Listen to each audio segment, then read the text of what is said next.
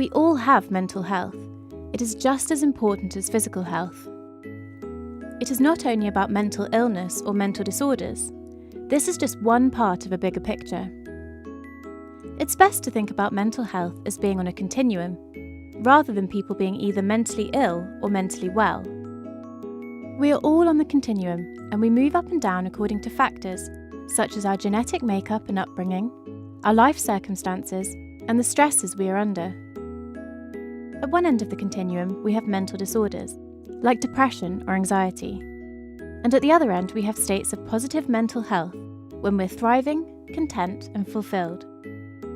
The aim of mental health interventions is to move people up the continuum, so that they're able to reach their full potential and live satisfying lives.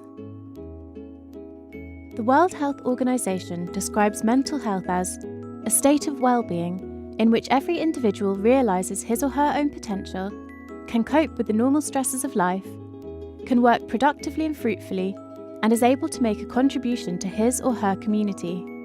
Being mentally healthy means being resilient and able to cope with difficult times, feeling in control, being confident, feeling good about yourself, managing and expressing your emotions, building and maintaining good relationships.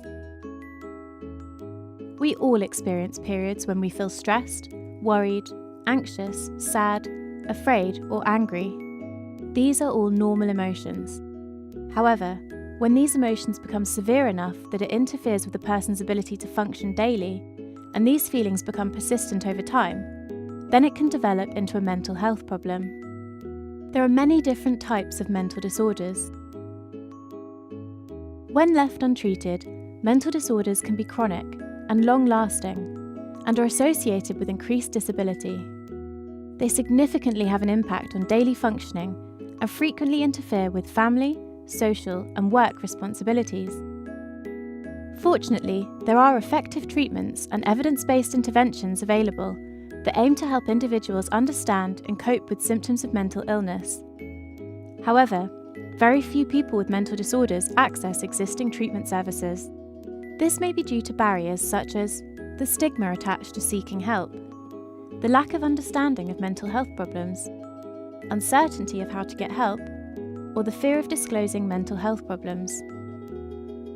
Research shows that stigma remains one of the biggest factors preventing people from seeking help early for their mental health problems and getting the appropriate support they need. It is important to acknowledge that we all have mental health and have a personal responsibility to learn how we can improve and maintain our well-being in order to lead meaningful and satisfying lives. Want to learn how you can do this? Great news! Why not join one of our communities and keep exploring Maudsley Learning online?